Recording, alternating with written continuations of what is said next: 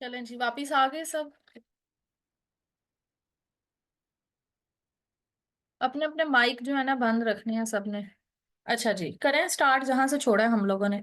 Assessment circle की समझ आ गई सबको? बताइएगा मुझे एक दफा। असेसमेंट सर्कल जिसको नहीं समझ में आया वो भी बताएं, नहीं आया। जिनको आ गया वो भी बता दें आ गया, समझ आ गया।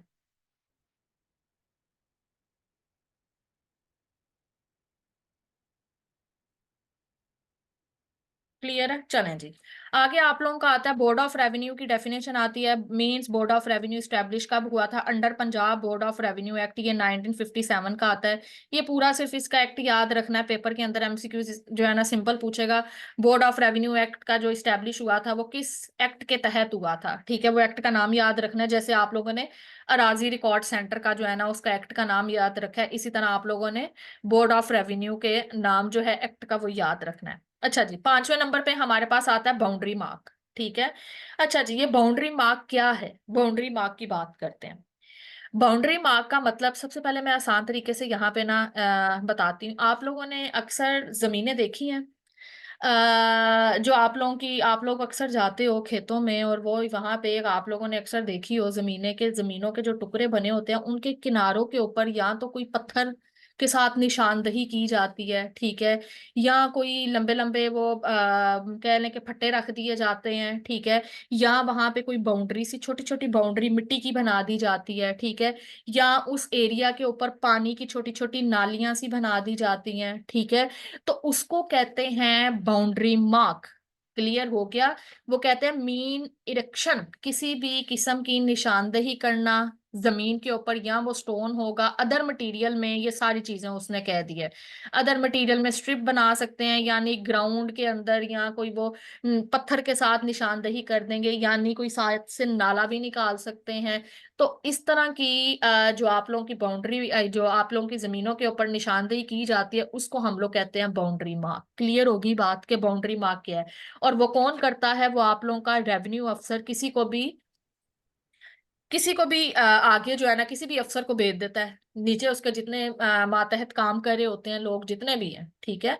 तो किसी को भी भेज के कहेगा कि भाई फलानी जमीन की जो है जाके जो है ना निशानदेही करके आओ, कहाँ से लेकर कहाँ तक जमीन शराज की है, कहाँ से लेकर कहाँ तक जमीन हैदर की है, ठीक है? अब निशानदेही करने के उनके अपने तरीके हैं, ऊपर लिखा हुआ है पत्थर के साथ कर दें, नालियां निकाल दें, ठीक है? कोई नहर साथ से निकाल देंगे, नहर वो जो आप लोगों के ट्यूबवेल्स के साथ साथ जो छोटे छोटे नाले बना देते हैं, ठीक है? स्ट्रिप्स कोई बनिया बना देंगे, छोटी छोटी मिट्टी की बना देंगे, तो उसको हम लोग कहते हैं बाउंड्री मार्क। क्लियर हो गई बात? अब एक चीज याद रखें, बाउंड्री मार्क के अंदर आप ये ना समझ लेना कि भाई जो आप लोगों की कमर्शियल जमीनों के ऊपर दीवारें खड़ी कर देते हैं, जाके दीवारें नहीं खड़ी होती हैं आप लोगों की एग्रीकल्चर जमीन पे। ये चीज याद रखनी है, ठीक है? अब वहां पे जाके पता लगे बच्चों के दिमाग में ये बैठा है कि पता नहीं एग्रीकल्चर में बाउंड्री मार्क जो करके आते हैं वो साइडों के ऊपर दीवारें, वो जो पंजाबी में कहते हैं भाई नी खड़ी कर देना, वो नहीं है इसके अंदर, ठीक है? एग्रीकल्चर लैंड के अंदर, एग्रीकल्चर लैंड के ऊपर या मिट्टी से बना देंगे छोटी छोटी, ठीक है? या पत्थर की निशानदेही कर देंगे, या छोटी छोटी नालियां पानी की निकाल देंगे, दीवारें खड़ी नहीं होती यहाँ पे। क्लियर है यहाँ पे बात? बताएं। हाँ, एग्जैक्टली exactly।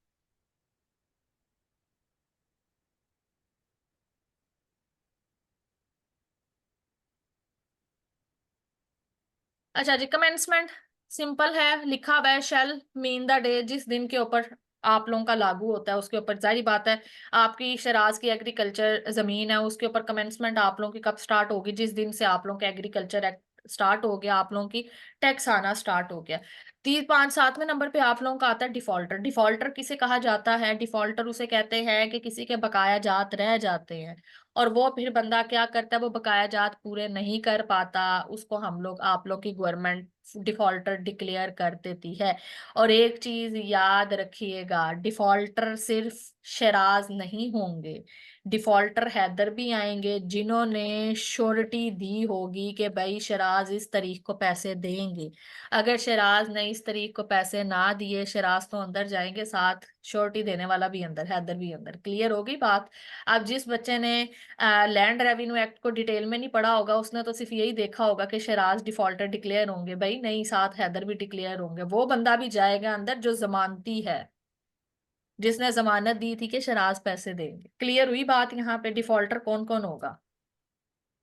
एग्जाम्पल इसलिए दे रही हूँ ताकि आप लोगों को अच्छे से समझ आ जाए। बताएं, 7वें नंबर वाला हो गया क्लियर?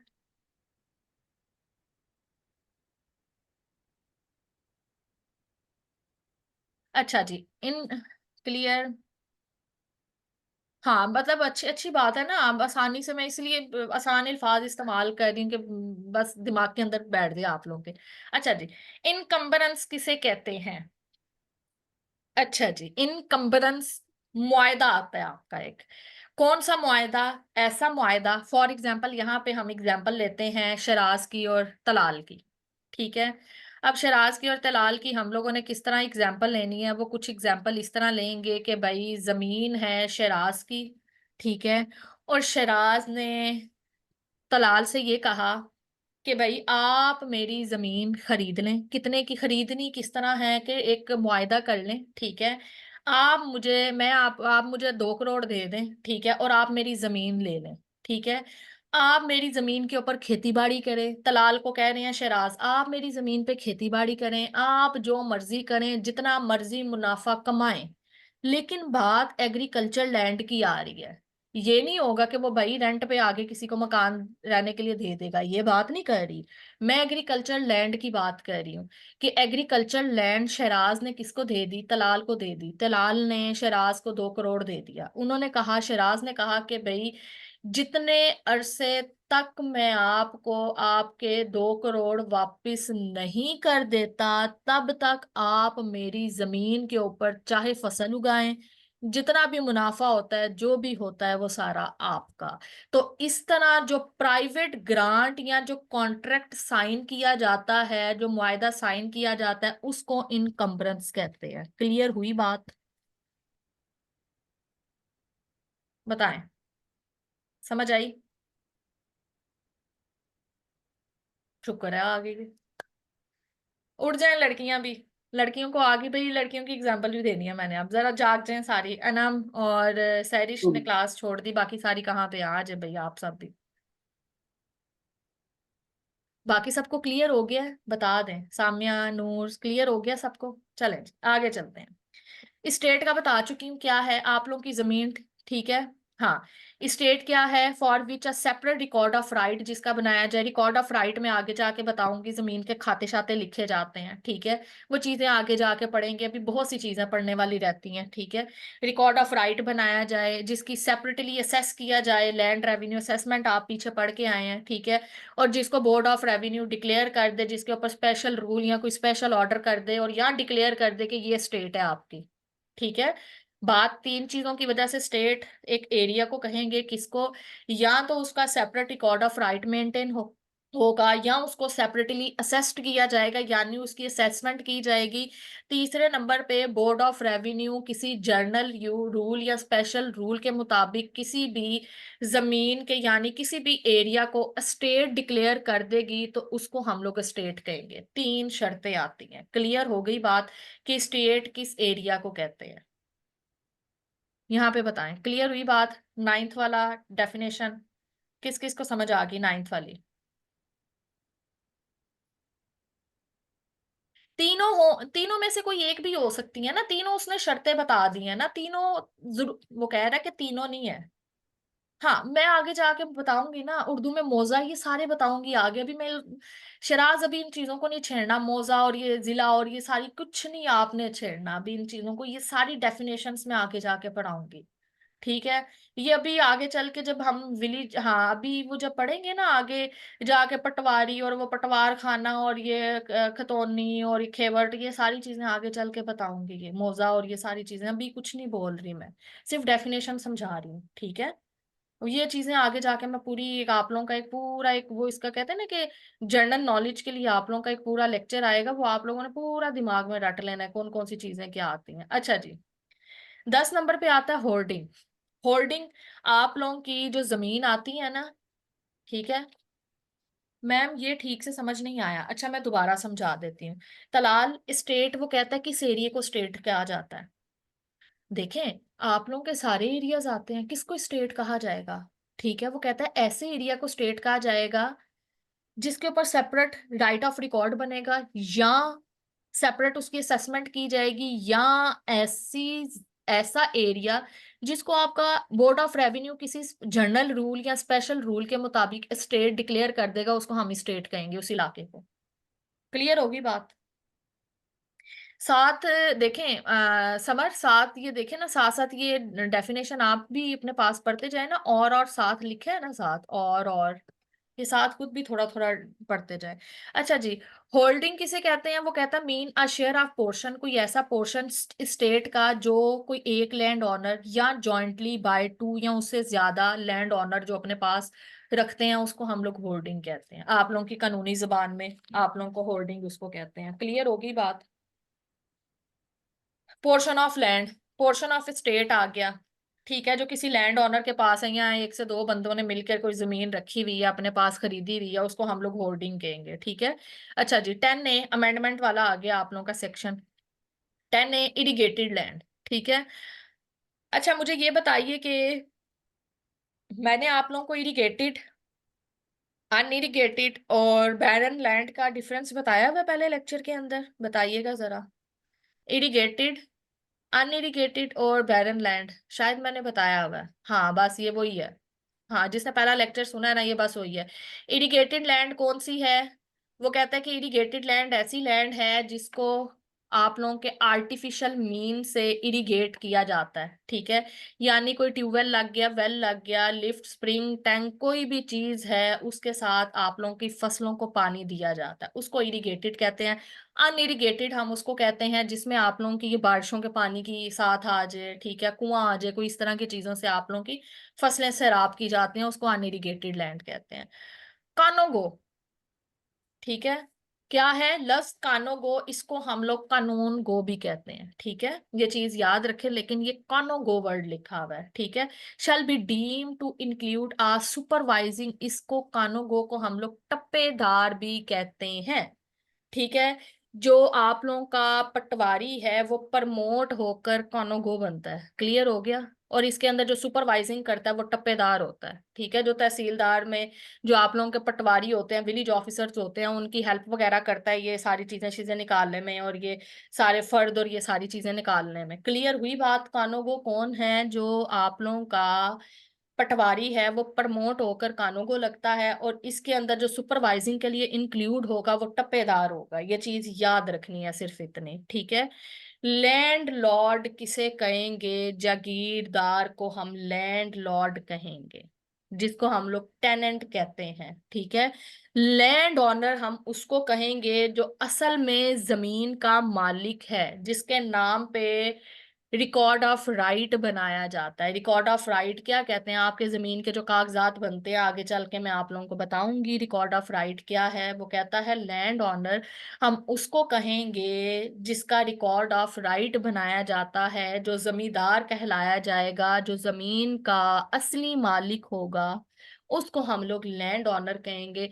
लैंड लॉर्ड जो है हम लोग जागीरदार को करेंगे। टेनेंट जो ऊपर फसलें जो काश्त करे होते हैं, जमीन किसी की होती है ऊपर खेती बाड़ी वगैरह कर लेना, उनको हम लोग टेनेंट कहते हैं। क्लियर हो गई बात? डिफरेंस समझ में आ गया? अब यहां तक बताएं 13 किस किस को क्लियर हो गई है?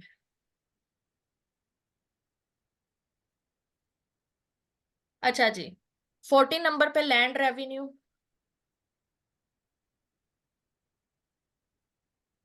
लैंड रेवेन्यू मुझे बताने की जरूरत नहीं है, अभी पीछे पढ़ के आए हैं इतना ज्यादा, इसकी डेफिनेशन पढ़ लेनी है आपने। लैंड रेवेन्यू है क्या? ठीक है, वही जो पीछे पढ़ के आए हो आप लोग, उसके ऊपर रेवेन्यू कलेक्ट करना है एग्रीकल्चर लैंड के ऊपर से। लीगल ये प्रैक्टिशनर क्या होता है, ये भी देख लेते हैं। अच्छा जी, इसके अंदर फिर वही बात हम लोग करेंगे जो आप लोगों का जिस तरह पीछे एक्ट पढ़ के आए हैं।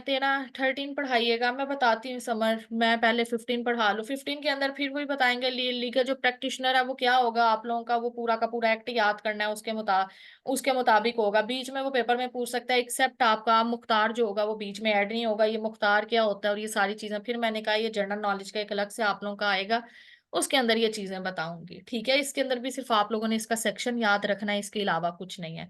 13 के अंदर मैंने लैंड ऑनर बताया, जो जमीन का असल मालिक होता है, जिसको हम जमींदार कहते हैं, जो मालिक है, जिसका रिकॉर्ड ऑफ राइट कायम किया जाता है, बनाया जाता है, मेंटेन किया जाता है। अब वो कहता है नेट एसेट्स कौन से हैं। ठीक है।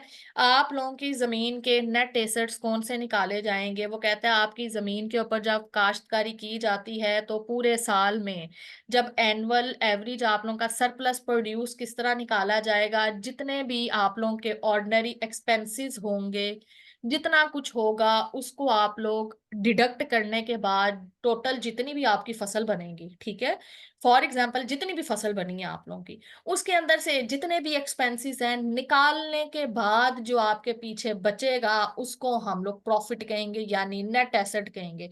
इसके अंदर उसने कह दिया कि आप लोगों के ऑर्डिनरी एक्सपेंसेस कौन कौन से होते हैं। वाटर रेट आ गया, इरिगेशन के मेंटेनेंस के लिए आ गया, ये इम्बार्कमेंट के लिए आ गया, सीड की सप्लाई के लिए, और ये जितने भी उसने आप लोगों के ये आगे सारे आप लोगों के वो लिखे हुए हैं सारे, इसने जितने भी आप लोगों के एक्सपेंसेस आते हैं जमीन के ऊपर, ठीक है। तो वो कहता है इन सारों को निकाल के जो बकाया जात बचेंगे वो आप लोगों का नेट प्रॉफिट होगा। बस क्लियर हो गया। 17 के अंदर पटवारी का कहा हुआ है। पटवारी के अंदर आप लोगों को भी मैंने थोड़ी देर पहले बताया इंक्लूड होगा टप्पेदार, और स्पेशल एडिशनल टप्पेदार भी आ सकता है, ठीक है। अब यहां तक बताएं, 17 तक क्लियर हो गया सबको?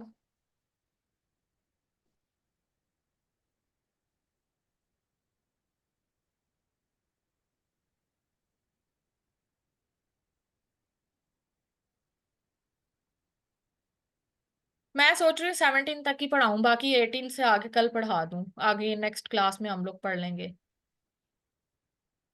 अगली क्लास से फिर हम लोग हाँ सेक्शन 2 भी पढ़ लेंगे, और सेक्शन 2 के ऊपर भी चले जाएंगे, और हम लोग 3 भी पढ़ लेंगे। सेक्शन 2 और 3 दोनों पढ़ लेंगे। डन है। साथ साथ याद करना है, साथ साथ याद करना है। मैं तो आप लोगों की रोज आधे घंटे की क्लास ले लूंगा। अब आप एक चीज देखिए कितनी आसान चीज है, सिर्फ मैं पढ़ाऊंगी तो आप लोगों को पढ़ना आना है, अदरवाइज नहीं आएगा। अब मैं कल क्लास नहीं रख सकती ना, मैं आप लोगों की परसों क्लास रख लूंगी। कल असल में क्लास जो है ना, मैं यहाँ पे जरा रिकॉर्डिंग बंद करूं। अच्छा जी। क्लास जो है ना आप लोगों की कल दोपहर में मैं नहीं रख सकती। दोपहर में मेरी पंजाबी की क्लास है और बच्चों के साथ उर्दू की क्लास आ रही है। रात को मेरी जीके की क्लासेस चल रही है, ठीक है। तो कल का दिन तो आप लोगों की क्लास नहीं होगी। हम अगले दिन या उससे अगले दिन रख लेंगे, इस वीक में ज्यादा रखेंगे, हाँ।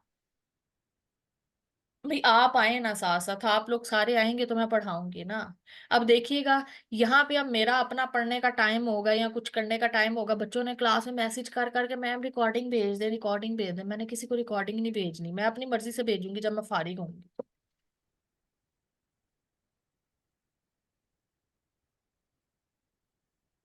चलें जी। इसको याद करें और साथ साथ ही तैयार करते जाना है, ठीक है। साथ साथ ही आप लोगों ने तैयार करते जाना है, इसको छोड़ना नहीं वरना भूल जाएंगी चीजें। इसके अलावा जब आप लोगों का ये खत्म होगा ना तो मैं आप लोगों को वो भी करवाऊंगी, इसके टेस्ट भी भेजूंगी, ठीक है। आप लोगों ने टेस्ट भी इसके जो है ना बनाने हैं, ठीक है, करने हैं, सॉल्व करने हैं आप लोगों ने। डॉक्यूमेंट शेयर नहीं किया, मैं अभी आज शेयर कर देती हूँ, मैं शेयर कर देती हूँ, मैं शेयर कर देती हूँ, ठीक है। चलें जी। ओके जी, ख्याल रखिएगा अपना। फिर मुलाकात होगी। ओके जी, अल्लाह हाफिज।